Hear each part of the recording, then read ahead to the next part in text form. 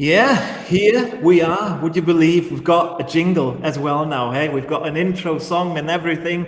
Welcome, guys, to the fourth episode of the Not So Late Night Dart Show, the first one of 2026. And as you can see tonight, don't only have our two special guests of the show, I also have Marius with me today. He's the social media manager with the PDC Europe. And at some point, the guys here at PDC Europe thought, Phil, yeah, he can talk a little bit, he can do that, but can he push buttons on a laptop in the correct moment? Can he, put videos in? Can he have a look at social media chats? He can't really. That's why Marius is here. He's going to support me. Marius, it's good to have you here.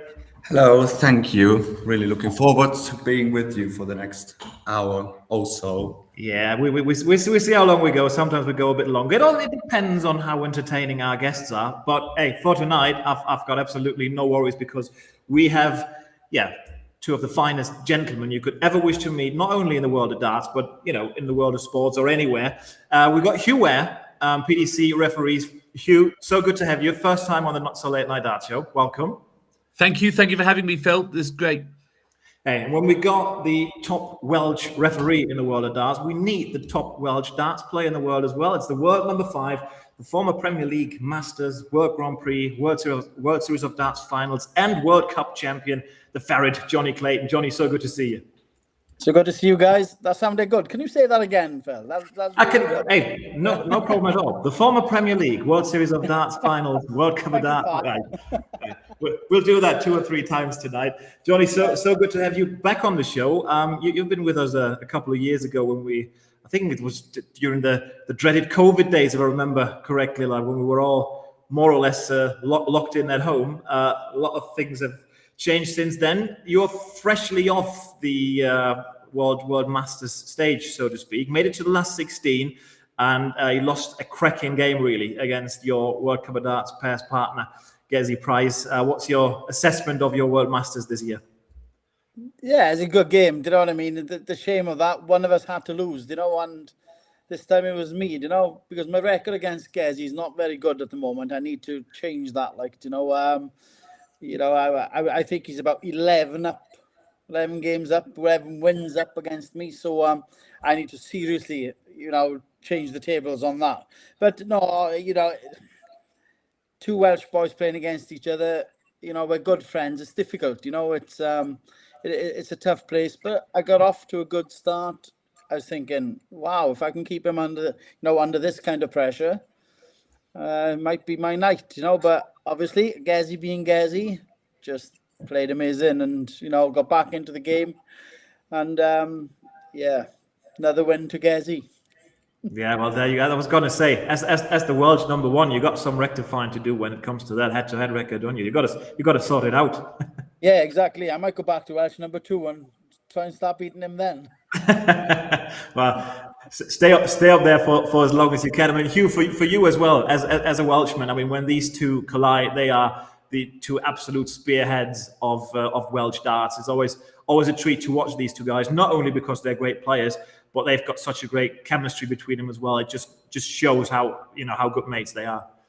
Yeah, absolutely, and just the way they both sort of dovetail together, the way they play together at the World Cup of Darts, they've had such success there, and it's a testament to their ability, first of all, and also just the way that they are as people. They really do get on backstage.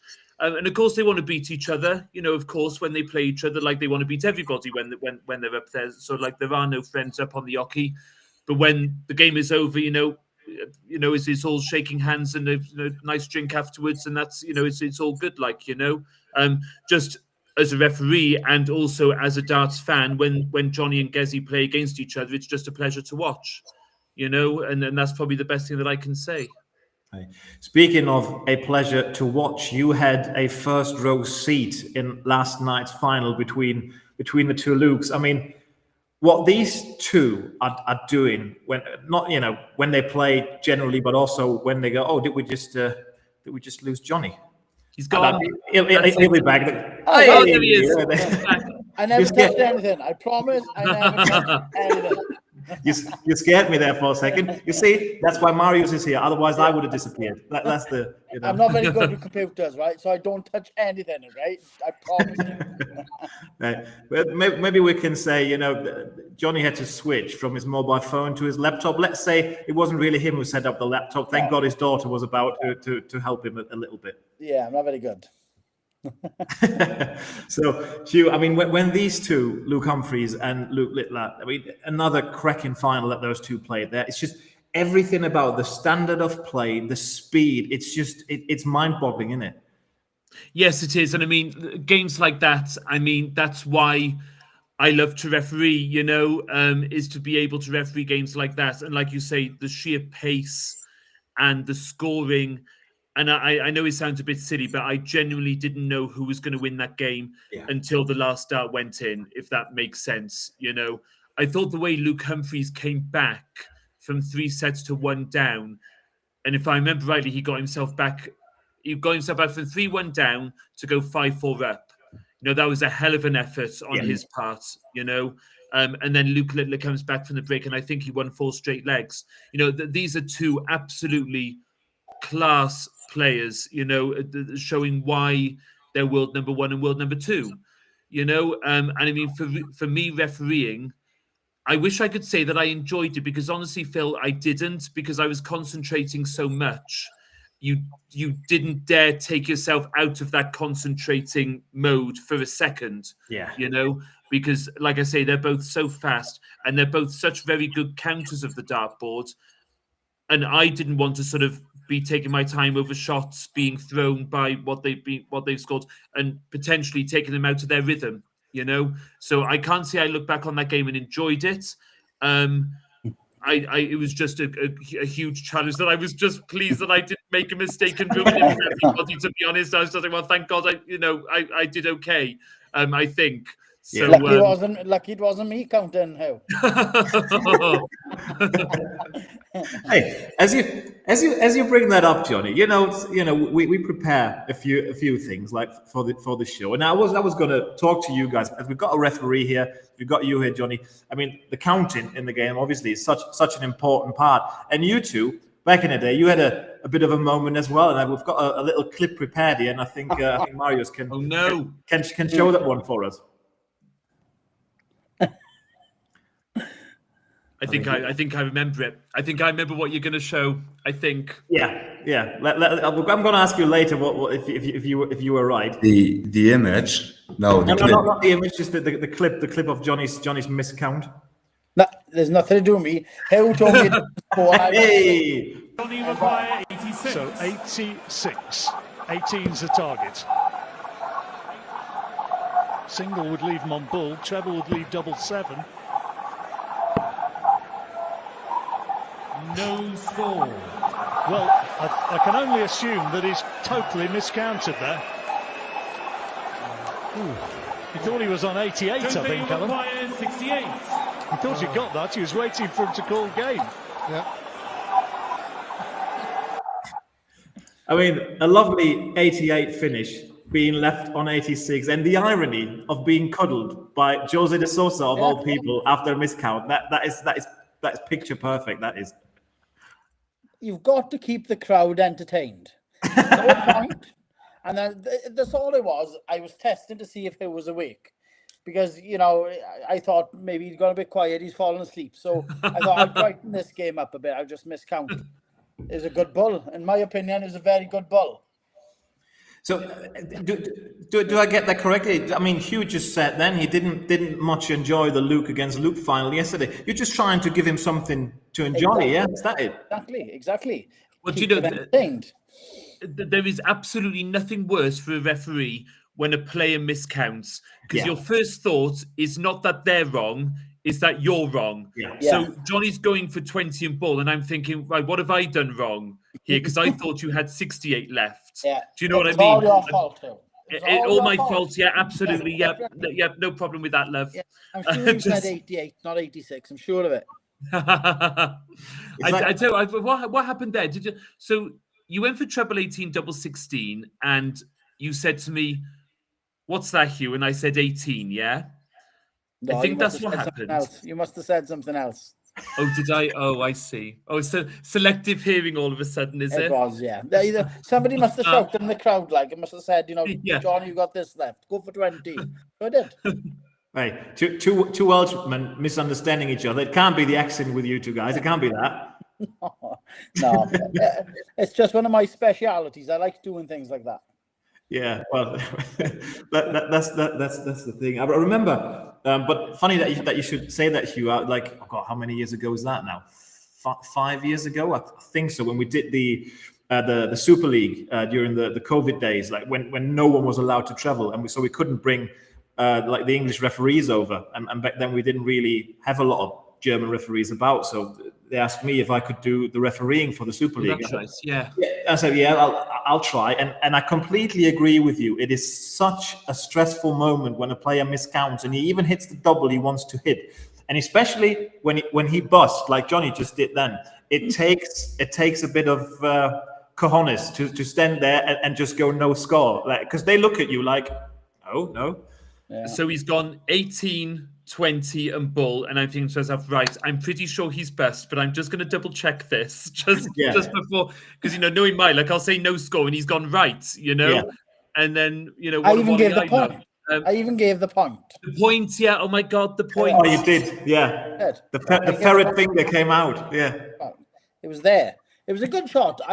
That's all I say. What? Right? I hit what I went for. So yeah, it might have been wrong, but it was a good shot. So I'm playing all the right notes, just not necessarily in the right order. It's one of those, yeah. And I kept you quiet for about 5 seconds while you counted up in your head. So yeah, which is hard to do at the best of times. So Andy Sousa was ready to shake my hand and go, "Good shot, Jonny," because he yeah. You just didn't play your part, Hugh. You could have just said game shot and off Jonny would have gone. I should have just gone with it. Yeah, I should. Yeah, whatever you like, Jonny. Yeah, absolutely, no problem. Yeah, and Joseph, definitely, he would have said, "Yeah, good shot, Jonny." Yeah. Yes, yeah.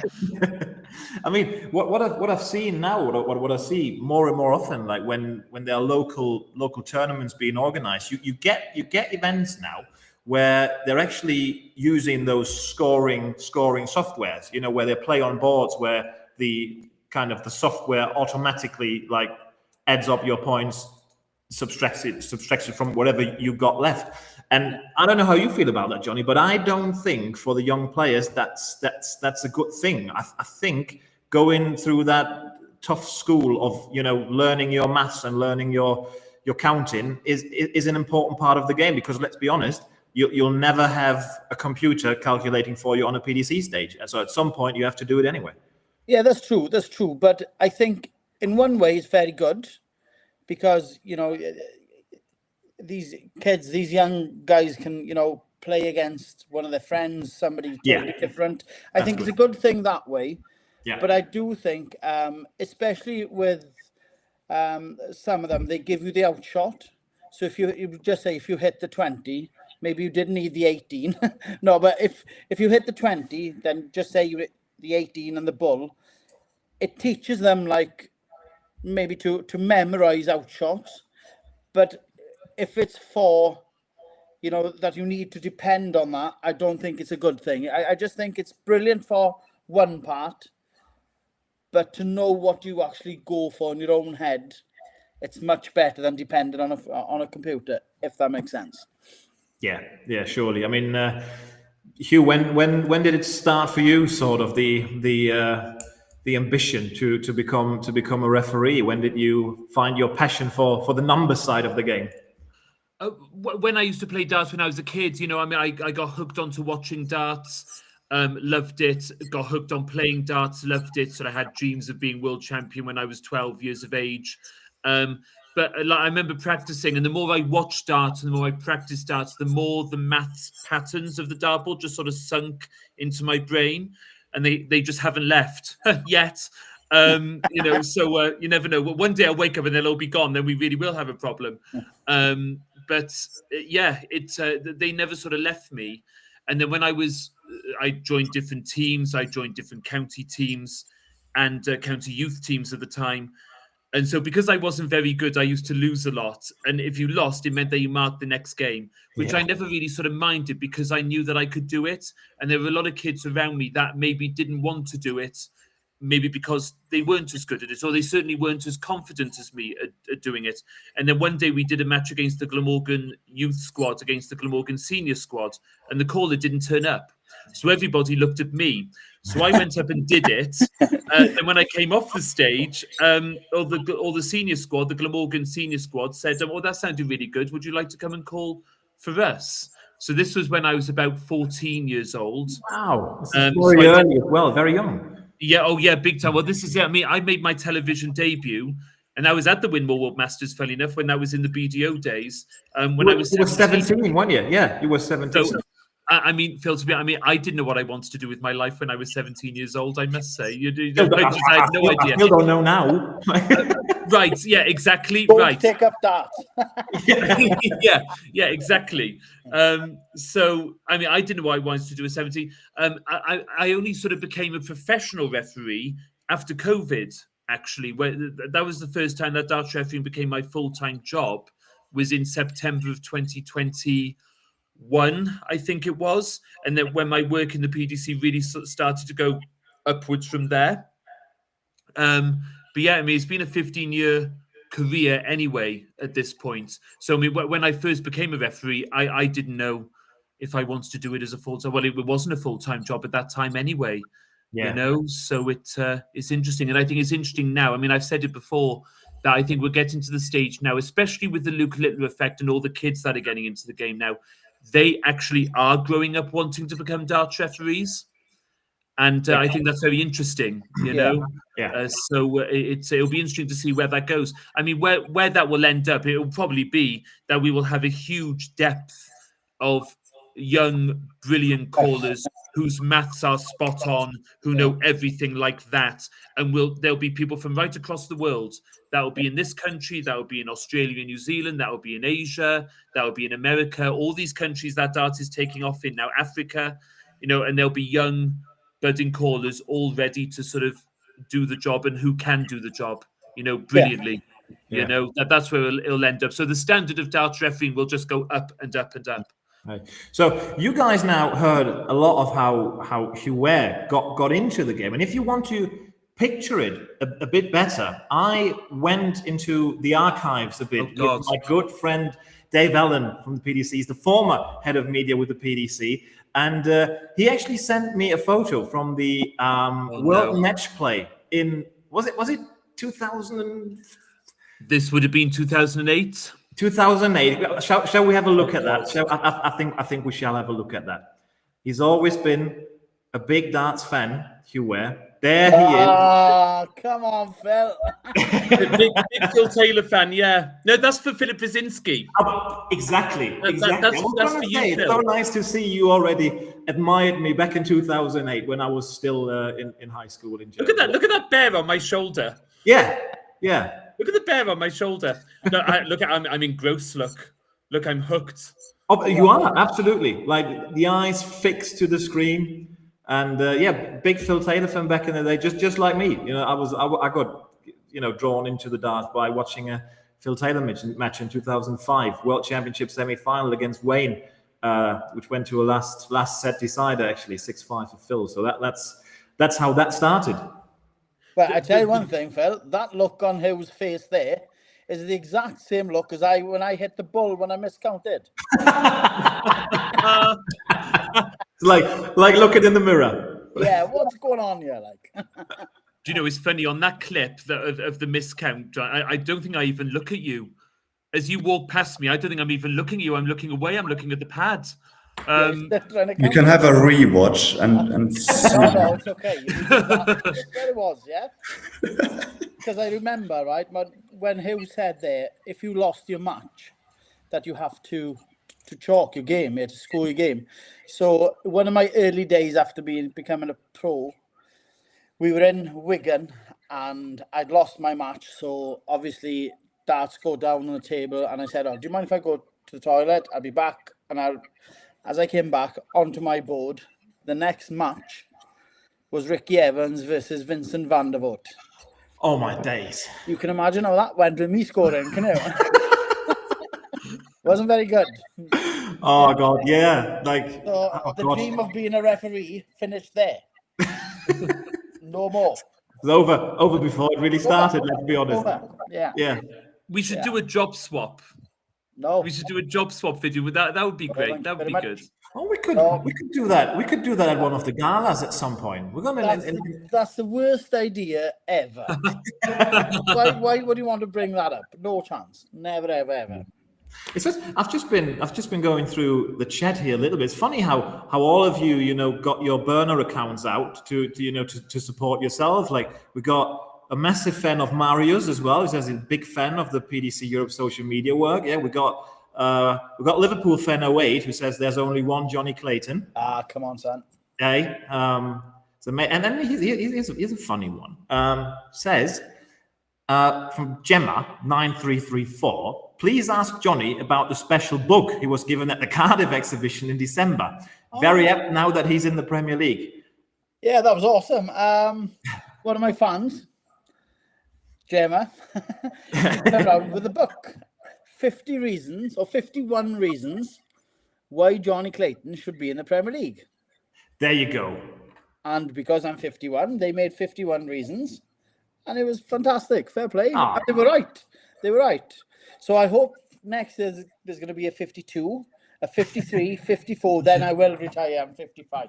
So you know, keep writing those books. I'll be okay. Hey, I was going to say, it looks like they published it and they gave it to the right people as well, because well, good. it It was really good. It was very, very good. Fair play. Hey, so we've got a few questions there from the chat. But as you know, the special thing about the Not So Late Night Art Show is that a few selected of you are actually in here amongst us with myself, with Hugh, with Jonny, with Marius, and because they are here because they sent a message to the PDC Europe Instagram account, because they said, I've got a question and I want to ask it directly to the boys. And tonight we got Jeremias with us. And I think, Marius, it's about time that we got him amongst us here so he can ask his questions to either Hugh or Jonny or both of them. Jeremias, hi there. Good to see you. Hello. Can you hear me? Absolutely. Absolutely. How are you doing? Good. Brilliant. I'm excited to be. I'm from Germany, yes, but currently I'm in the Czech Republic for the winter holidays. Oh, look at that. Brilliant. Brilliant. And you're spending an evening of your holidays with us darts heads here. That's fantastic. So kind of you. So whatever you want to ask the boys, go ahead. Yeah, so my first question would be for Jonny. And it's just regarding your partnership with Red Dragon and how, for example, a development of a new dart would look like. So basically, obviously, when I became a player, when I had my Welsh cap for the BDO system, so it's going back a while, I was invited. I went with Jamie Lewis, if you remember Jamie Lewis on the PDC, and we had to stop at Red Dragon. So that's the first time I'd ever been to Red Dragon. And got talking, and then they helped me along with my darts. So the first time I ever spoke to Lee Huxtable, about the guy that does the darts, you know, he'd sit you down and go, right, what kind of dart would you like? What kind of shape? So the barrel, kind of grip, how grippy, how, you know, smooth do you want that. So we sat down, and that guy is amazing because he just sits there and he's listening, and all of a sudden he's punching things into the computer. And this machine just makes a dart. And it was fantastic, right? It was like the best thing I'd ever seen in my life. So then we start on like a simple design and then work a bit more then to kind of change simple, you know, different things on the dart. And then eventually you would, you know, you get to a kind of dart that you really like, and then you balance the weights, the points on them, you know, the colors, the whatever. But it's all down to Lee, really, because he understands what he does, you know, very, very good, and he sits and listens. So my ideas are just thrown in the air, where Lee puts them all together. And you know, when I saw that the first couple of times, I thought it was amazing. You know, I thought it's the best thing that I'd ever seen. And you know, we came up with my phase 1 darts, and now I've changed them a little to have a little bit more grip. So yeah, they're very clever in what they do. That's really interesting. Thank you. And then my question for you would be, you know, you've got that podcast, and I really enjoy that one, especially the latest episode with Gavin Price. Thank you. And it looks like you have a really close connection to the players. So my question would, how close is actually that connection between the referees and the players on tour? So it's a really good question, because I think the connection, we're very lucky in darts that we're able to have a closer connection with the players than other sports like football or rugby maybe, or a sport like this, because in darts we are all sort of very much together in terms of the nature of travel. We may find ourselves on the same flights, on the same shuttles, in the same taxis. We'll be sharing the same backstage with one another. So we are all very much together in that respect naturally. So, I mean, I'm very lucky in terms of the podcast. Everybody that I've asked to come on the podcast has said yes. Not one person has said no to me. I mean, it's kind of been another thing sometimes. Everyone says yes, and then it's another thing to actually get people to sit down in a chair and we start and we record. But because I mean, I asked Erwin to do it. He was one of the very first people that I asked to do it about 12 months ago. And like I say, he said yes, but it's taken us 12 months to get our diaries to be together, and to find a suitable time for both of us to do it. So I'm very, very lucky. And I think all of the referees are lucky, really, that we are able to have this sort of connection with the players backstage, which is different from football, isn't it? Where the referees are, that they are sort of kept separate, and they'll see each other out on the pitch for 90 minutes, and then you'll get in their cars and go home. Well, with us, the game will finish, and then we might see them back at the hotel after the darts is finished, or we might see them on the plane, or we might see them in the shuttle or the taxi on the way back to the airport. So it's just the nature of things. And I prefer that. And I actually think it helps, from a refereeing point of view, if something happens on stage, I think it helps that we do have that sort of personal connection with the players, where if there is an issue that we need to sort out, that we actually know and understand where each other is coming from, if that makes sense. So, no, it's a great question. Yeah, thank you for answering it. And then I actually got one last question. And because you're both Welsh, and my family and myself, in the summer holidays, we'd like to go to Wales. So I'd like to ask you if there's any like must-visit spots we could visit there in Wales. Oh, well, down where Jonny lives is beautiful. It really is where Jonny lives. I was going to say the house of Mark Webster. Yeah, totally different. You have obviously North Wales, where there's fantastic mountains and things. Wales is a very, very pretty country. It's just getting the weather. If you can get the sun out, it'd be brilliant. But down my neck of the woods, it's the coastline. So I'm further down. I'm about 4 hours away from Mark Webster, from North Wales. So we're down West Wales, and you have the Pembrokeshire coast. And, it's very, very pretty. You have walks, you have the beaches, you have basically everything down there. So it all depends on how lucky you are. If you get the sun, come down my way. If not, you stay up in North Wales. So no, it's different. If I was coming to Wales, I think I'd be coming down Pembrokeshire way, so down my way. There's also the Brecon Beacons, which I can't really sort of describe. Where would you describe where the Brecon Beacons is, Jonny? Sort of from Cardiff. Mid Wales. Yes, it's mid Wales, isn't it? It is beautiful scenery sort of up there. There's like sort of mini waterfalls up there and things. And like Jonny says, if you can get the weather, if you can get the sun out, that is also absolutely beautiful. Cardiff is a lovely capital city. I mean, I live in Cardiff. I'm sort of right in the heart of Cardiff, where I live now. And the things that they've done down Cardiff Bay over the last 15 years or so, it's totally different from what it used to be. That's very nice. And as a city centre, it's probably never been better than what it is right now in terms of like the shopping, the entertainment, the lovely restaurants, the nightlife. And it's all within a very sort of small walk from each other. You can probably walk from one end of Cardiff city centre to the other in about 10-15 minutes, which isn't very far for a big major capital city. So even though I wouldn't say Cardiff's like the most beautiful, but if you're looking for like a vibrant capital city centre where there's a lot to do within a small space, then Cardiff is also really good. Yeah, thank There you. you go. There you go, Jeremias. Great questions and great answers as well. Thank you so much for being with us tonight, for taking the time on your holidays. Enjoy the rest of it. Regards to the family, and see you Nice soon. to meet you. Thank you. Thank you. Thank you for the care. opportunity. Yeah, Bye-bye. absolute pleasure, Jeremias. Take care. Lovely questions there, and we got a bit of. Oh, it was lovely. We've Yeah, got it was a bit of really insight. nice. Look, Lovely. Marius is back as well. So yeah, Great questions there by the young lad. Awesome. Took the time on Yeah. family holiday to ask a few questions there.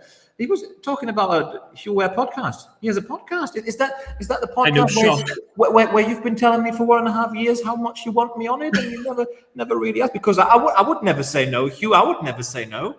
I'm waiting for the fan base to grow, and then we're going to wheel out the true stars. Do you know what I mean? So yeah, Ooh.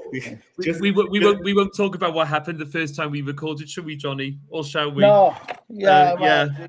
we could, because we must have, 1.5 hour time, and somebody forgot to press record. Oh, that did happen, didn't it? Yeah, we got through. Right, okay, so the first time we recorded was literally in this flat here. Jonny was so kind; he came up with his lovely wife Ellen, that they were going to go shopping in Cardiff, and before they did, Jonny was going to come and record with me. So we did a wonderful episode. It was absolutely brilliant. Jonny and Ellen left. I put the SD card into my laptop. Bang! It corrupts. Lost the episode. Yeah, absolutely so devastated. I was absolutely devastated. So we did it again in Copenhagen, and by that time we had got the cameras, so it was going to be on YouTube. So I was setting up the cameras, I was doing all this and that. We started 90 seconds in. I realised I'd forgotten to press record on the audio device. Oh, God. Thank God you realised, though. Imagine if you'd done it again after 1.5 hours. Yeah, well, exactly. At least I realised. But dear me, Jonny must have been sad. They're like, what the hell is going on here? I was going to say, Johnny's one of the nicest fellas around, but if you do that to him twice, you couldn't blame him. If I'd have known who would ask Gezi Price before me, I wouldn't have done it.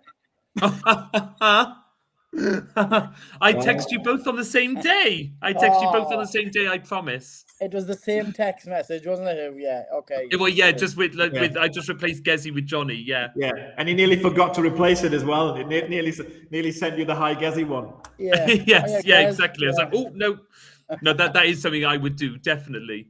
No, guys. I mean, we've been talking darts now for a fair few time here in that lovely little not so late night dart show of ours. But I mean, all of us very much into the football as well. We got a big Man United fan with Hugh Ware. We got a big Liverpool supporter with Jonny. I support the White Leeds United, and we got Marius, who's he should be very happy at the moment because he supports the Arsenal because he's got family in London. So. Oh, look, Hugh's welcome. Look at the smile. Yeah. Sorry. You're gonna win the league. As well, I thought that for the last 2 years already, and then Man City came round the corner, so don't say that too early. Yeah. I as a Leverkusen fan, I know everything about celebrating a bit too early. But let's not get into that. Let's talk about. I mean, it hurts me a little bit. But 3 Premier League wins on the trot, Hugh Ware. When was the last time that happened? Like shortly before the old king died, I think. Well, I don't mean this to sound awful, but it was before Ruben Amorim's time, because I don't think Ruben Amorim ever won 3 in a row. Yeah.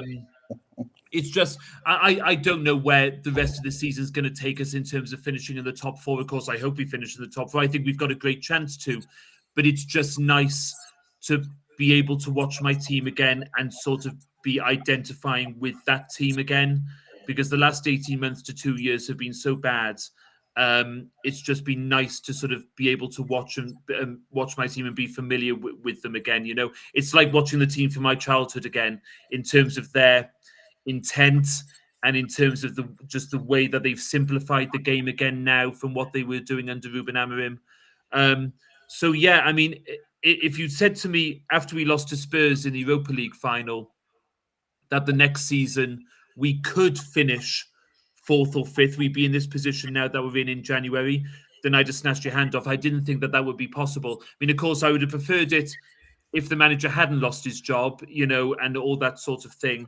But one way or another, we are in a really sort of good position now. And of course, we didn't want to go out to the 2 domestic competitions in the first round, of course, so now we're only playing 1 match per week from now until the end of the season. We didn't want that. But at the same time, I think it does give us a bit of an advantage because the likes of Liverpool, Chelsea, Villa above us, City above us, they've all got all these European matches and cup commitments that I think once that really sort of starts to bite, that might sort of hopefully see us over the line if we can just keep going as we are. So yeah, it's Michael Carrick's come in, and I think also Steve Holland coming in. I mean, Steve Holland is a very, very good coach, and I think we've seen already just how well drilled he's got them defensively now. So much better and so much more compact than what they ever were, I'm sorry to say, under Ruben Amorim. Ruben Amorim, an absolute hero at Elland Road. That's all the Man United happiness I can take from what show. Jonny. What 3 wins does to a person. Unbelievable. Unbelievable. We've been starved. We really have. Yeah. And the bad thing about it, right, Philip, is like, obviously Hugh was a massive Man United fan. One of my best mates on tour, Joe Cullen, massive Man United fan. Yeah. Mark Webster, massive Man United fan. I get it from all angles, yeah? So you can imagine what I've just, been through the last couple of weeks with 3 wins for Man United, yeah? They didn't even want to watch a game, like at the beginning of the season because they were the worst outfit ever. But all of a sudden, they're in the top 4, they're Champions Leagues, Nah, I don't get it. We got it for Liverpool the season so far. It's a bit of a roller coaster as well, isn't it? I mean, the last few games they looked all right. It seems like they're picking up the pace a little bit. I mean, certainly my Florian Wirtz has found his footing at Liverpool. He looks pretty good now, doesn't he? Yeah, we've had a terrible start. It's like we've nicked a few wins in the beginning of the season, and I think we've got more losses than wins. It's a funny old game. I enjoy watching football. I watch Man United, and and that's saying being a Liverpool fan. It's a tough place to be, isn't it? It's like you have so many haters if you're not playing well, but you're loved if you're playing awesome. So football is very hard. Like we get it in darts, if you lose and whatever, you get your haters. I can't imagine being a football player if your team is not winning, but being a manager, that must be off scale. So, it's hard.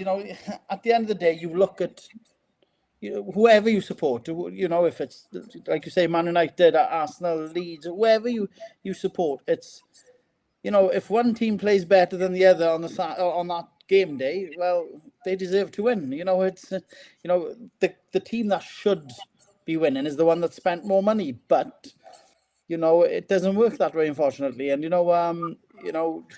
as a Liverpool fan, we need to get our game straight pretty quick, just to, like Hugh said, finish in the top 4, and that's our aim. Obviously, we're still in the Champions League and we're doing well in that. So, hopefully we can get, pick that trophy up. And who knows, isn't it? We need to be playing.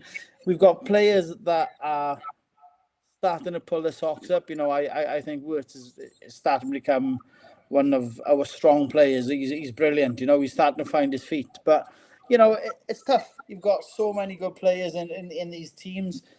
For somebody not to fit in straight away will get slated, and it makes the journey harder. So, hopefully Liverpool get, pull their fingers out and, finish in that top 4 and win the Champions League. I'd be happy then. Well, if they don't, there's always the possibility that Xabi Alonso might come in and might work a bit of magic for you. Hopefully, anyway. I mean, that's a name that's swirling around Anfield all the time. Yeah, 100%. There's a lot of rumours about, but you can see on social media that, Slot is sacked every 2 seconds, and Alonso's in. So I think if the opportunity came along, Alonso's still got to say yes for that job, but as a Liverpool fan, he would. It'd be brilliant for him to be in. But, not slating Slot, it's like, they must have a game plan. They must have a plan for, nothing just happens. Okay, Luke Littler and darts just happened. But, when you've got 11 players on that field, plus whatever squad you've got behind, it's hard to fix something that quick when you've got, unbelievable players. So, you know, I think when the team clicks, we're going to be, you know, hard to stop, I think. Yeah. And you got Florian Wirtz. You'll be fine. You'll be good. He's a god in football boots. That's what he is, the young lad. So I think we'll all be good. We'll all be good towards the end of the season. Marius. Xabi Alonso's going back to Bayer Leverkusen, Philip. What's that, mate? Xabi Alonso's going back to Bayer Leverkusen. That's what I heard. I'll tell you what I would do then. I'd buy myself another little piggy. I'd buy myself another one. But what's that, Lev?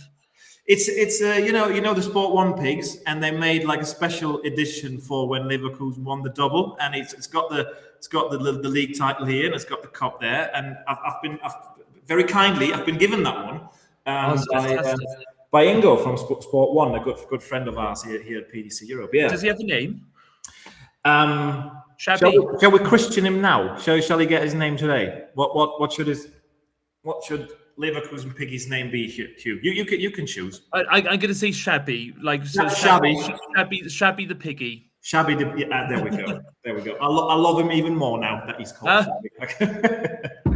But now, Philip, your nickname is Zorro, so you might as well name him Zorro. Listen, it's Swiss Phil, Zorro. What in the world are we doing? Long. Let's not go there. Let's not go there. Let's rather have a look at the TikTok world, because I know, Marius, you have a bit of a look at the TikTok chat that I can't see here. Is there anything interesting going on there? Well, lots of people are just saying hi, so you can say hi to the TikTok community. Hi guys. Hi TikTok.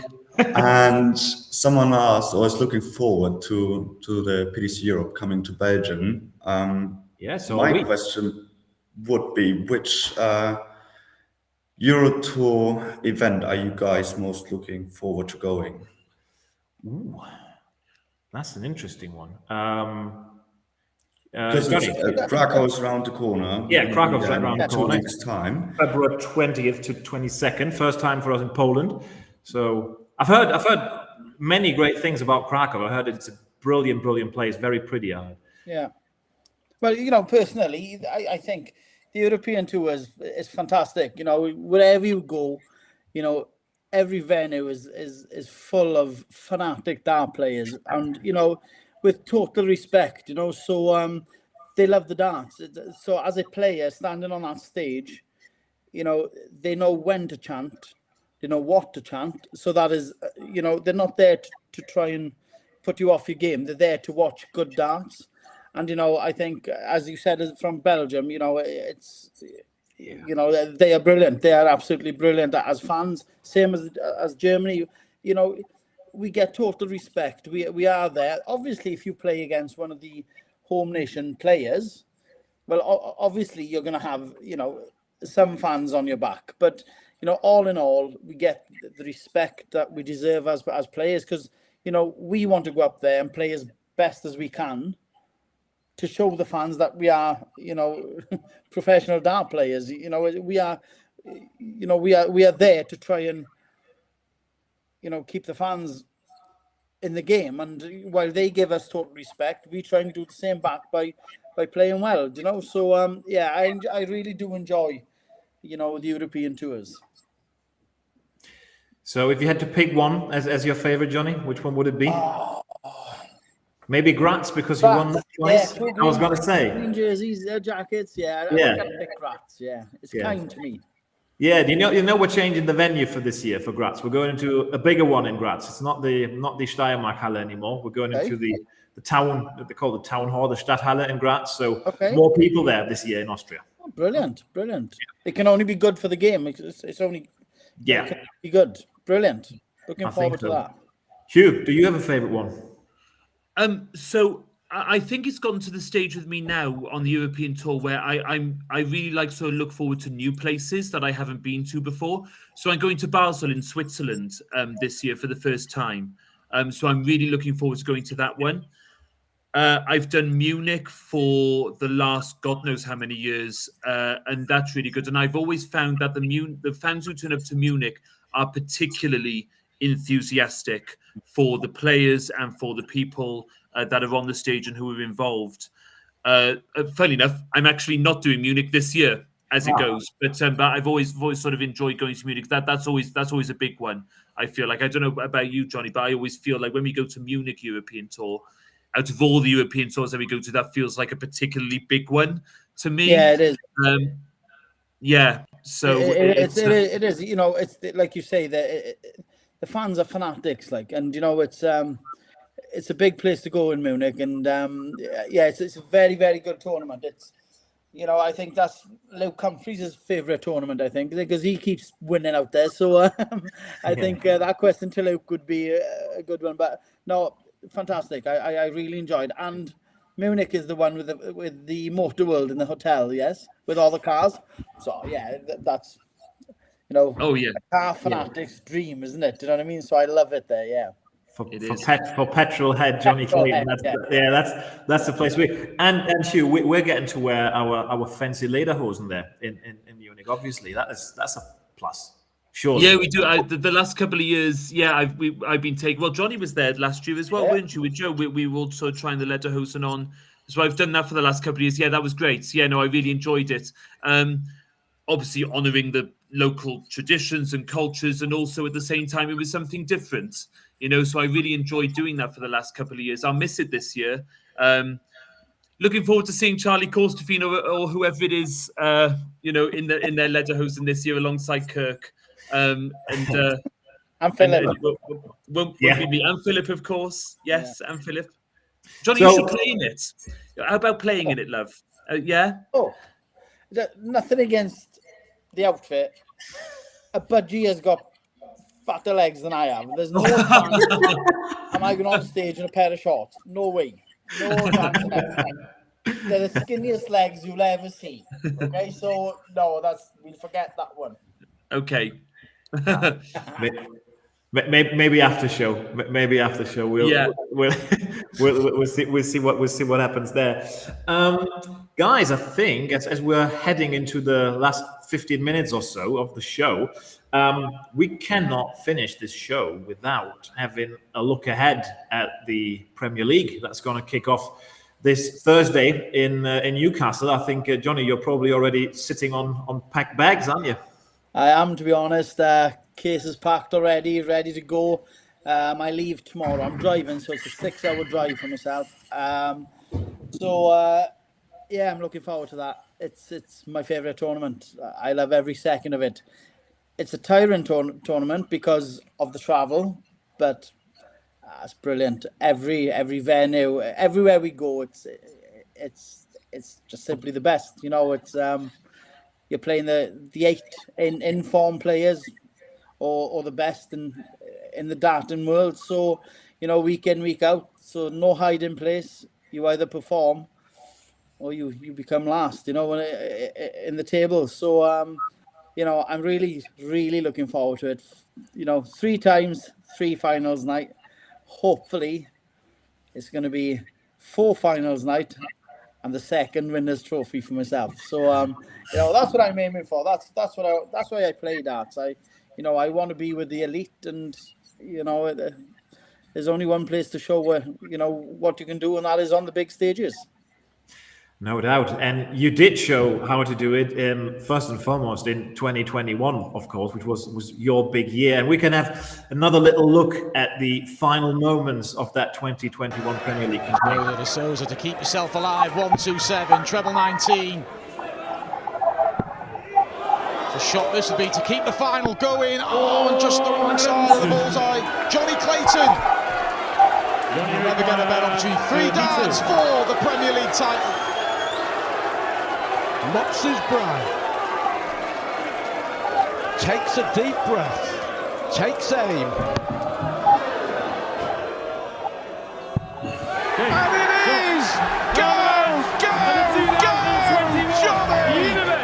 What a moment! The fairy tale of the ferret comes true. He is the Premier League champion. He makes history. The first man to come from 4th spot to lift the title. Another debutant winning, a new name on the trophy, £250,000. Wow, what a night. for that man. Well, I think that's the happiest ferret we've ever seen in our life. Jonny, looking back, is that the greatest night of your career so far? Yeah, I think so. Obviously, the World Cup with Gerwyn Price, and for Wales, obviously, that'll always be a special moment in my heart. That was my, that's where it all started off. Really, we won that, and then I went on to win the Masters and then the Premier League, and I nearly went for 18-20 on Bull, but I didn't think that was the way to go for 32. No, but all jokes aside, yeah, fantastic. It's funny because the first one was with Gezi Price, obviously for the World Cup. I'd obviously won that, and if I remember right, Gezi failed a COVID test, and James Wade came in instead. If I remember right, I think that was the year, wasn't it? I think it was. Yeah, possible. Yeah, I think it was, and then I played against Gezi then in the Grand Prix, which we had a belter there. So I think Gezi always says if he would have been in that Premier League, I wouldn't have won it. But it's only banter between ourselves. I take it. Gezi takes the banter as well. So like I say, we're good friends. But that was a special moment. That was a fantastic moment. And I was smiling there now, thinking, yeah, I enjoyed that. I want that again. I bet you do. I mean, Hugh, when we look back at 2021, Jonny Clayton then won the Masters, won the Premier League, he won the World Grand Prix, he won the World Series of Darts finals. I think it's fair to say that in 2021, Jonny's got an argument on his side that at that time he was the best player in the world. Yeah, absolutely. Yeah, he was on fire sort of all year, for one of the finest sort of individual years of any player, certainly in recent times, I think. But also bearing in mind that Jonny has also gone on from there since as well. From 2022 onwards, I can think of some fine performances and fine runs in tournaments that he's put together.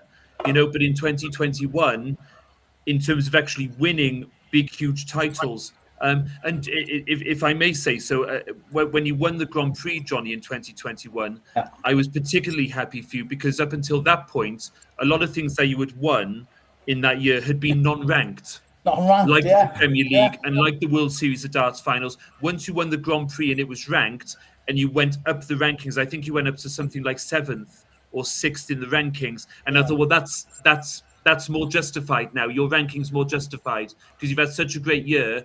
But I don't think you were necessarily even in the top 10 in terms of the rankings. I don't think it was. I think you're right.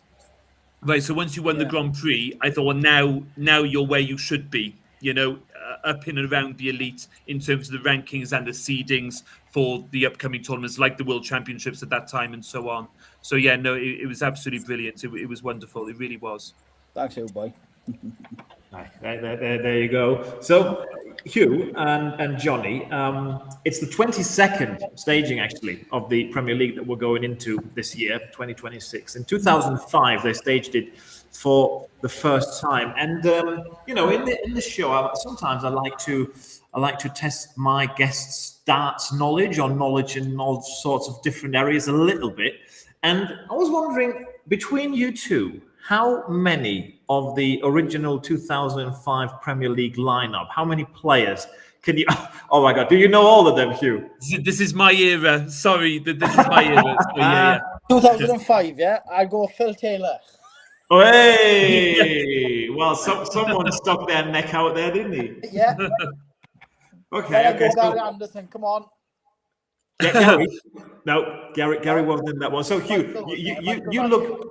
You got this smog. I know this exactly smile on your face. So we're gonna test Jonny first. Yeah, because I know who was going. Yeah, he's right there. He's wrong there. I know all this. just let Jonny make a fool of himself, and then I'll just put him right. Yeah. No, I was going to say, should we go one at a time? Should we so Jonny say one, I say one, Jonny say one. Should we go like that? Yeah, we could do that. So Jonny said Phil Taylor, and we ignore that he said Gary Anderson, mistakenly. Yeah, we'll ignore that. Yeah, so Hugh, who's your pick? I'm going to go for Colin Lloyd. Oh, he's on the list. We're going to tick him off. That is correct. Jonny, you're next, please. that was my next answer. That was. Oh, I thought. Oh, okay. Oh, so sorry, love. Okay. Was Mervyn King in it? No, Mervyn King wasn't in it. Do we give Jonny another go? Yeah, we do. We do. We could be here for a very long time, right? If you're going to be giving We've Jonny got you to fall back on. A very prominent. Oh, sorry. Sorry, right, Barneveld. Barney, I think, didn't join the PDC until the next year. He was in the Premier League the next year. A very prominent pundit was in the lineup in the first one. Actually, two very prominent pundits. Oh, were they? Two very prominent pundits, yeah. John Part. Oh, there you go. John Part, the three-time world champion, he goes off the list. I'm going to say Roland Scholten. Exactly. The tripod from the Netherlands. Yep. So there's one other really prominent out there darts pundit. Well, if he wasn't Welsh, it's going to be Wayne Maddell. And if he was Welsh, it's going to be Mark Webster.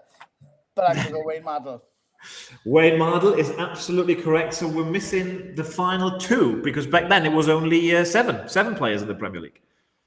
There's one. I'll say Mark Durbridge.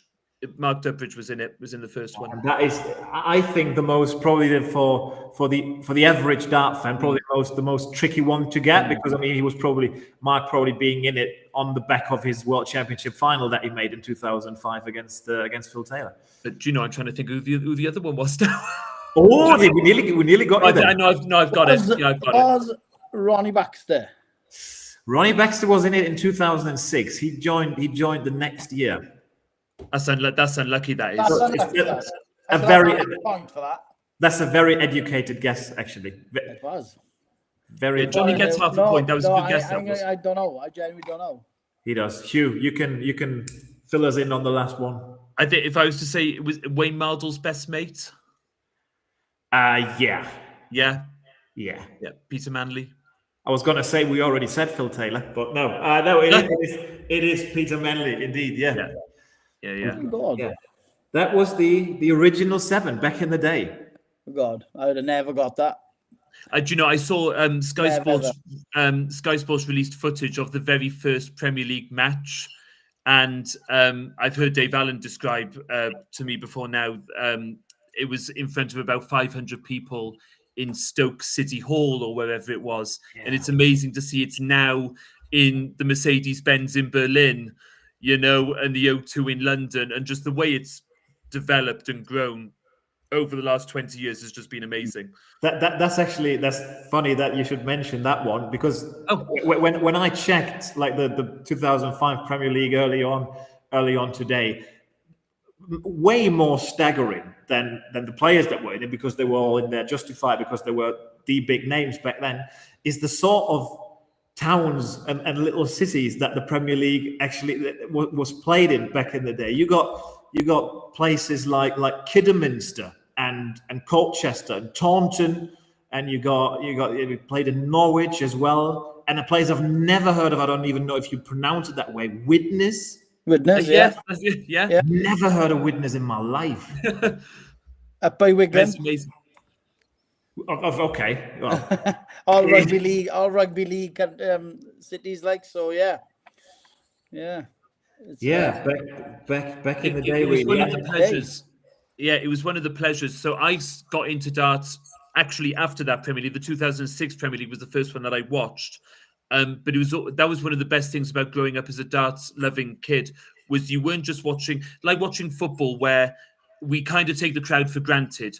We know there's going to be 50,000 people in the crowd, 70,000, 40,000, however many. But when you were watching darts, you were watching a sport grow before your very eyes. And that's something quite rare, actually, to watch a sport that is growing. And that was one of the big appeals to me when I was a kid. I sort of jumped on the darts bandwagon just at the right time, as lots of other people were starting to as well. And Barney came across from the BDO, and it's all sort of sprung from there. So you're watching the Premier League go. I remember we went to Liverpool Echo Arena for the first time in front of 8,000 people, and that was a big deal. The first time we went to the O2 was a big deal, and so on. You know, so yeah, that was one of the great pleasures of watching darts back in those days. Yeah, we actually we jumped on the bandwagon just about the same time there. So that was like the 2006 Premier League. That's That's the first I watched when Raymond van Barneveld hit the first Premier League 9 Yeah. against Peter Menley. That's one of those moments that you never forget. Actually, I've just seen in the chat, greetings from Mozambique, from Hillbilly John. Wow. Oh, No. wow. Greetings God. to you, Hillbilly John. Yeah, Sorry, Thank you for tuning in. I just saw Mozambique and I had to throw that amazing. in. Fair play. Johnny, did you actually like watch darts in your youth? Was that something you did, or were you just playing? Did we lose Johnny then? Was the question that bad, Hugh? Was it So Johnny's off to Mozambique. I think well, he's shown that he might have just switched off his camera. Whilst we wait for Johnny, I have another question. Hugh, maybe because lots of people are very looking forward to the Premier League to kick off, maybe you can talk us through a Premier League day, how it looks for you. We got another Johnny. Sorry. Sorry, guys. Sorry, I do apologise. Apologise. Did the laptop die? It did. We were talking about that earlier, weren't we? Oh no. I do apologise. No worries, mate. No worries. So sorry. While you were absent there, Johnny, Marius just asked Hugh a question. She was about to answer. I'm sorry. Yeah, a day in the life of it. Do you know it's exactly the same as any sort of other day, really, in our lives when it comes to. So we have such an amazing stage crew, production crew, media crew, security crew, etc., etc. They make our lives that much easier because all that is required of us is to get to the venue, walk on the stage, go up the steps, referee a game of darts, and come off again. And that is basically it. And yes, we will do second refereeing. So if we're not on stage, first refereeing, then we do second refereeing, which is basically like the VAR in football, where we're sort of monitoring cameras, making sure that there's nothing untoward going on, that the first referee can't see. And we're always there for backup if required for whatever reason. Apart from that, there might be a 9-dart challenge on the stage about half an hour, 20 minutes before we go live. There might be a couple of one of the markers will do the sheets, prepare all the sheets for the night. But apart from that, there really is sort of nothing else. Because sometimes we all, as referees, get asked if we do any like sort of mental arithmetic exercises before we go up there, or do we test each other or something like that? No, there is absolutely nothing like that whatsoever. Like I say, all that's required of us is to get to the venue only an hour before, really. And we're there then on hand until 7 o'clock. And we go on stage and we do the job and we come off again. And that's basically about it. So I'm sorry if that kind of sort of bursts anyone's imagination as to what a day in the life of referees actually is. But it's probably a lot less busy in terms of the refereeing than what a lot of people may think it is. Yeah, like I say, we're so lucky that the stage is all done. The media, of course, is a different facet to us. That's all taken care of. The production side is all taken care of by all the brilliant crew that work in and around us. It makes our jobs that much easier, and it allows us to concentrate solely on our jobs, which is to referee and to mark and to officiate. How about your day, Johnny? What's that? Sorry. How does a normal Premier League day in the life of Johnny Clayton look like?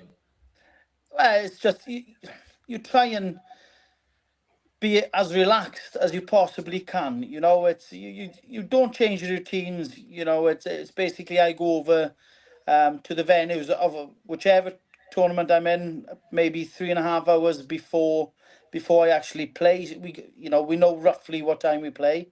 I tend to go for Nando's beforehand, especially Premier League.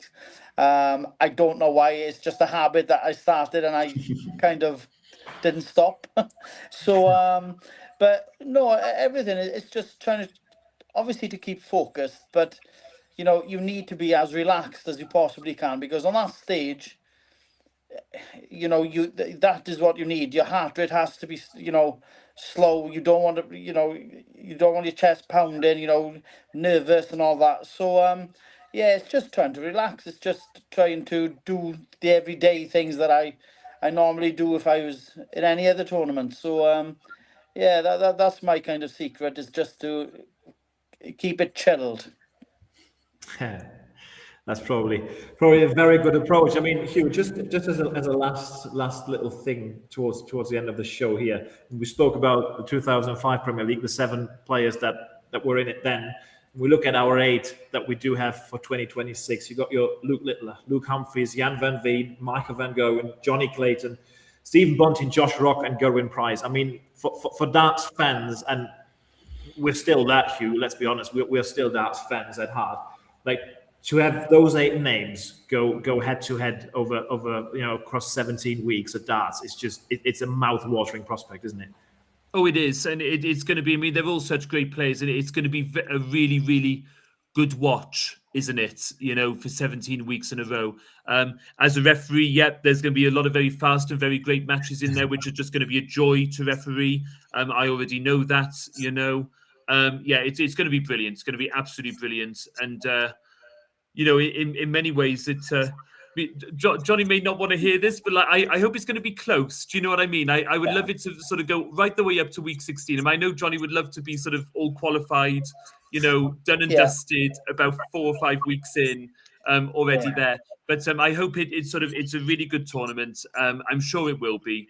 Yeah. And I can't wait. I'm actually doing 15 out of the 17 Premier League dates. So if you're a darts fan, but you don't like me calling, I suggest you give the Premier League a swerve, because I'm there like every week this year. So I'll be there for 15 of them. I'll be front and center for the vast majority, and I can't wait. Hey, neither can I, and I'm sure neither can the darts fans. And unfortunately, another good hour of the Not So Late Now Dart Show has gone by very, very quickly. Guys, it's been an absolute pleasure to talk away a little bit with all of you about darts, about football, everything that we've covered tonight. So thank you, both of you, to Hugh and Jonny, for coming on tonight. Always a pleasure to see you guys. Thank you very much. Thank you for having pleasure us. to see you. Hey, and a special thank you. And a special thank you, of course, to Marius. He's getting a lot of praise in the chat as well. He probably called all his friends and said, get in the chat. Tell them.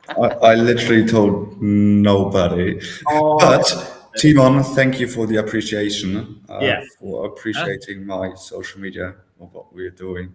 Thank you so much. Marius has been the true star. Thank you so much. Yes. He's been the star of the show. Just as we've been speaking there, Jeremias put in the chat, thank you again for the opportunity and for being so nice. Jeremias, thank you so much for joining us tonight. Enjoy the rest of the family holiday in the Czech Republic. And guys, Jonny, I see you in Krakow for the European tour. You won't be there, Hugh, right? You said you won't be there? No, I'm not there. I'm in Göttingen that's my first European tour. Yeah, Göttingen. There you go. So I'll see you in Göttingen at the latest. And all of you guys that have been watching tonight, thank you so much to each and every one of you. It's been an absolute pleasure. Keep your eyes peeled on the PDC Europe social media pages. We're going to let you know who Marius appreciates that. We're going to let you know at what date in March we're going to be back for you. As you know, this is a monthly thing that we do every month. Once we come together here with 2 or 3 special guests, and we like to have a chilled hour here at the Not So Late Night Art Show. For tonight, thanks to Hugh, thanks to Jonny, thanks to Marius, and thank you to each and every one of you. I'll see you guys to you, Philip, very soon. And Marius, will you play, before you press the end stream button, will you play our lovely jingle once more so we can end on the jingle? I think that's I'll do that. Okay. Thank you for tuning in, everyone. Cheers, guys. Thank you so much, guys. Thank you very much. Bye. Bye.